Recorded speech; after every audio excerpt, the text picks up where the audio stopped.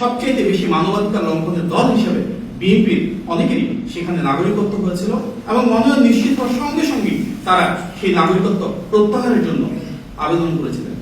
সে আবেদনপত্র থাকার পরও নির্বাচন কমিশনে দ্বৈত নাগরিকত্ব নিয়ে জটিলতা তৈরির কিছু প্রয়াস আমরা দেখতে পাচ্ছি। অথচ সংবিধানের ৬৬ অনুচ্ছেদ অনুযায়ী যে কোনো নাগরিকের ক্ষেত্রে আমরা সেটা প্রত্যাহারের জন্য আবেদন করার পরে এটা নিয়ে বিতর্কের কোনো অবকাশ থাকা উচিত নয়। আমরা দেখেছি যে বেশ কয়েকটি রাজনৈতিক দল তাদের প্রতীক সহ সরাসরি নিজ প্রার্থী ও দলের জন্য বিভিন্ন কর্মসূচির মাধ্যমে ভোট চাচ্ছেন, সরাসরি বাড়ি বাড়ি কখনো রাজপথে এবং অনলাইনে। অথচ বিএনপির চেয়ারম্যান জনাব তারেক রহমান ব্যক্তিগত সফরে তার নানির কবর জিয়ারত কিংবা মাওলানা ভাসানী অথবা গণ অভ্যুত্থানের শহীদ আবু সাঈদ, শহীদ ওয়াসিম আকরাম সহ অন্যান্য শহীদদের কবর জিয়ারতের উদ্দেশ্যে বগুড়া, উত্তরবঙ্গ এবং দেশের অন্যান্য জায়গায় যেতে চাইলেও সেই ব্যক্তিগত ও ধর্মীয় সফরকে স্থগিত করার জন্য নির্বাচন কমিশন থেকে ওনাকে আন্তরিকভাবে অনুরোধ করা হয়। সেই অনুরোধকে সর্বোচ্চ সম্মান জানিয়ে তিনি তার পূর্ব নির্ধারিত যে সফর সেটি বাতিল করেছেন। গণতন্ত্রের আকাঙ্ক্ষাকে ধারণ করে তিনি সেটিকে বাতিল করলেও অন্যান্য অনেক রাজনৈতিক দল এবং নেতারা প্রতিনিয়ত আচরণবিধি লঙ্ঘন করে যাচ্ছেন। সেই ক্ষেত্রে আমরা মনে করি নির্বাচন কমিশনের সবার জন্য সমতা নিশ্চিত করা প্রয়োজন। এই নির্লিপ্ততা থেকে বেরিয়ে আসলে সবার জন্য সেটি আরো বেশি বোধগম্য হবে। এটি দুঃখজনক যে নির্বাচনকে কেন্দ্র করে সামাজিক যোগাযোগ মাধ্যমে ব্যাপক অপপ্রচার চলছে, miss information, disinformation, character assassination করা হচ্ছে। এর প্রেক্ষিতে বিএনপি ইতিমধ্যে নির্বাচন কমিশনে ফ্যাক্ট চেকিং সেল গঠনের দাবি উত্থাপন করেছে। আমরা আহ্বান জানাই দেশ জুড়ে সেই ফ্যাক্ট চেকিং সেল যেন অতি দ্রুত কার্যকর করা হয়, যেন অপপ্রচার এবং অপতথ্যের বিরুদ্ধে নির্বাচন কমিশন একটি কঠোর অবস্থান গ্রহণ করে। আমরা আপনাদেরকে নিশ্চিত করছি যে বিএনপির চেয়ারম্যান জনাব তারেক রহমানের কন্যা ব্যারিস্টার জাইমা রহমানের ফেসবুক ও ইনস্টাগ্রাম আইডি মেটা কর্তৃক অর্থাৎ ফেসবুক ও ইনস্টাগ্রামের যে মাদার কোম্পানি তার দ্বারা সম্প্রতি ভেরিফাই করা হয়েছে। ব্লু টিক দেওয়া এই দুটি সোশ্যাল মিডিয়া হ্যান্ডেল ছাড়া ফেসবুক এবং ইনস্টাগ্রামে যে দুটো রয়েছে এর বাইরে তার আর কোনো অফিসিয়াল সোশ্যাল মিডিয়া বা অ্যাকাউন্ট নেই।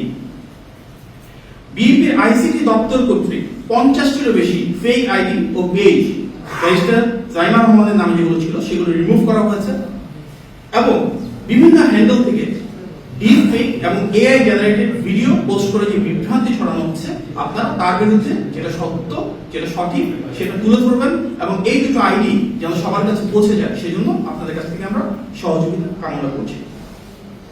ওনার ফেসবুক এবং ইনস্টাগ্রাম দুটোর ক্ষেত্রে আইডি হচ্ছে ZZ রহমান 25।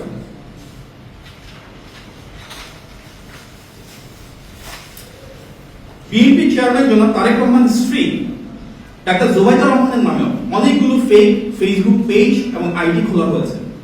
আমরা নিশ্চিত করছি এসব পেজ দিয়ে যেসব এআই দিয়ে বানোয়ার মিথ্যা ভিডিও ছড়ানো হচ্ছে এগুলোকে যেন কেউ আমলে না নেন, কারণ ডাক্তার জোবাইদা রহমানের নামে কোনো সোশ্যাল মিডিয়ার অ্যাকাউন্ট, আইডি বা পেজ নেই। ওনার নামে একটি আইডি নেই, পেজ নেই, সোশ্যাল মিডিয়া অ্যাকাউন্ট নেই। সুতরাং আমরা আহ্বান জানাচ্ছি কাউকে বিভ্রান্ত যেন না হওয়ার জন্য। নির্বাচনের সময় গণমানুষের সাথে সম্পৃক্ততা তৈরির লক্ষ্যে বিএনপি ইতিমধ্যে একটি কল সেন্টার চালু করেছে বলে নিশ্চয়ই আপনারা জানেন না। যে কোনো ব্যক্তি যে কোনো বিষয়ে দেশের যে কোনো প্রান্ত থেকে অনুসন্ধান, প্রয়োজনীয় তথ্য, পরামর্শ, অভিযোগ কিংবা মতামত জানাতে আমাদেরকে সেই নাম্বারে 164-16543 সেখানে কল দিতে পারবেন।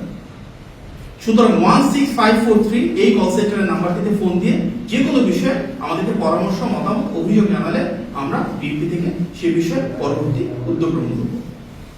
বিএনপির প্রণীত বিভিন্ন পলিসি জনমত তৈরি ও গঠনমূলক সমালোচনা গ্রহণের লক্ষ্যে আমরা ইতিমধ্যে ম্যাচ মাই পলিসি কার্যক্রম শুরু করেছি, যে ওয়েবসাইটের লিংক হচ্ছে www.matchmypolicy.net। আমরা অবহিত করছি যে ম্যাচ মাই পলিসি এর মাধ্যমে বিএনপির প্রতিটি সেক্টরের মূল পলিসি বিষয়ে যে কেউ চাইলে তার ব্যক্তিগত মতামত জানাতে পারবেন, পছন্দ অপছন্দ জানাতে পারবেন, সেই পলিসির ক্ষেত্রে হ্যাঁ বা না বলতে পারবেন। এর মূল উদ্দেশ্য হলো জনগণের ক্ষমতায়নের দল হিসেবে আমরা যখন ম্যানিফেস্টো প্রণয়ন করব তখন যেন প্রত্যেকের মতামতকে সম্মান এবং প্রাধান্য দিতে পারি। আমাদের সম্মানিত চেয়ারম্যান তারেক রহমান তার আনুষ্ঠানিক নির্বাচন কার্যক্রম শুরু করবেন আগামী 22শে জানুয়ারি সিলেট সফরের মধ্য দিয়ে। এই বিষয়ে পরবর্তীতে আমাদের দলের পক্ষ থেকে বিস্তারিত জানানো হবে। গণভোটের ক্ষেত্রে আমরা বলেছি যে গণ অভ্যুত্থানের আকাঙ্ক্ষাকে ধারণকারী রাজনৈতিক দল হিসেবে সবার আগে বিএনপি সংস্কার প্রস্তাব দিয়েছিল 2016 সালের ভিশন 2030, 2022 সালের 27 দফা এবং 2023 সালের 31 দফার উপর ভিত্তি করে।